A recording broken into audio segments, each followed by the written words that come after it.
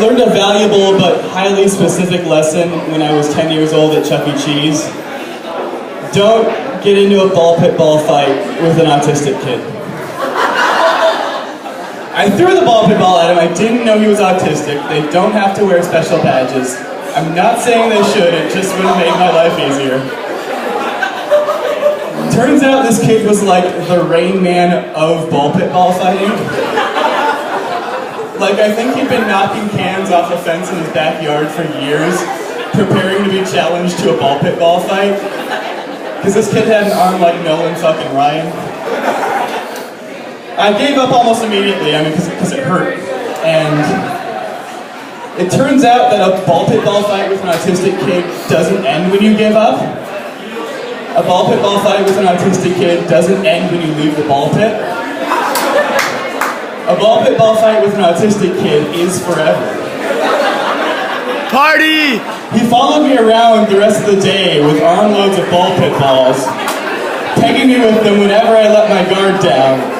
Water fountain, boom. Food court, boom. And like every time, I told him it hurt, but I don't think he could recognize the negative emotions I was portraying. Every time he did it, he looked up at me and smiled like, did I do good? Which was surprisingly adorable. That joke might seem insensitive, but I studied math in school, so I see autism less as a disease and more as a career goal. I've gotten so many vaccines, man.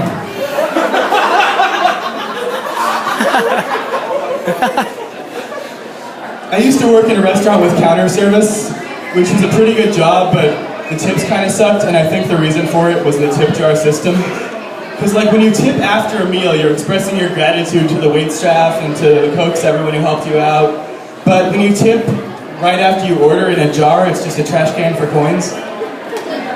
A lot of my livelihood depended on how much people wanted to deal with 8 nickels later on in life. I used to kind of manipulate people's orders so they'd have to give me more change. Are you sure you don't want the large? Only $4.02. Most of y'all can subtract. When I did get tipped in bills, it would be singles. So by the end of the week, I would have a wallet full of singles and pay for everything in just wads of them. Which, I think when that happened, people must have pictured a weird strip club. Out of shape boys, watch them jiggle. Hairiest dancers in town. Hair on the stomach, hair on the thighs, hair on the tops of the feet like a hobbit. There's an individual tuft on each toe, ladies. The big porn sites have all started running ads for movies that aren't porn, which is just kind of a jarring reminder of the world outside porn. I liked it a lot better when the only ads on porn sites were for creepier porn. Like, it made me feel so good about myself, no matter what kind of rough, depraved stuff is going on screen, in the center of the screen. I could look to the side and see, like, Simpsons Family Gangbang, or Scared Girls Drinking Piss. And I would know I'm not such a bad guy. My friends and I were channel surfing the other day when we came across a movie called Snow Buddies. I don't know how many of you are familiar with Snow Buddies, let me break it down for you. In the mid-1990s, there was a mildly successful, low-budget family comedy called Air Bud about a golden retriever who plays basketball, because there's no rule in the books that says a golden retriever can't play basketball. Then there were a series of direct-to-video sequels to Air Bud in which that self-same golden retriever plays like football and soccer and, I don't know, High Alive. Then there was a spin-off series from that, which began with a movie called Air Buddies, where instead of one adult golden retriever, it was a bunch of golden retriever puppies who could talk and have attitude. And then Snow Buddies was the second film in that series, and it was about these same puppies flying to Alaska and entering a dog sled race. Are you all with me so far? Good. Because it's important that you all know how low the stakes are. It's important that you all know what an inconsequential movie this was. I'm like Jimi Hendrix here. Because 5 puppies died making Snow Buddies. 5 puppies died making Snow Buddies. The Disney Corporation flew 20 golden retriever puppies up to British Columbia too young, improperly vaccinated, made them run around in the snow. There was a disease outbreak and 5 of them died.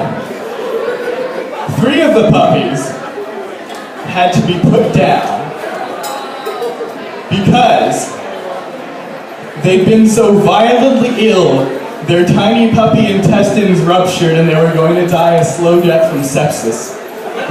It's a term for when you get fecal matter in an organ that should never have fecal matter in it. They bought more puppies and finished making the movie. My friends and I found this out and we kept watching the movie out of respect. I've seen Holocaust movies that bummed me out less. Because the thing is, there's no moral conflict here. This was not some kind of Werner Herzog, John Waters quest to the edge of decency for the sake of the perfect shot. This was Snow Buddies. This was a pretty lazy movie, even by the standards of direct-to-DVD movies for 4-year-olds. I went 10 years thinking that Cuba Gooding Jr. movie was going to be the worst dog sled movie I'd ever seen.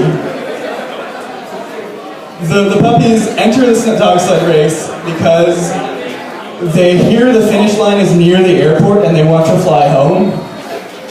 They didn't even write a premise and they extinguished 5 innocent lives for this movie. There's this one puppy character whose only personality trait is that he farts when you pull on his paw. So, like, imagine watching a CGI fart cloud that looks like it was made in MS Paint with the airbrush tool come out of the butt of a puppy actor who may have died in the internet. Also, Jim Belushi's in it, so that's 2 incredibly sad things.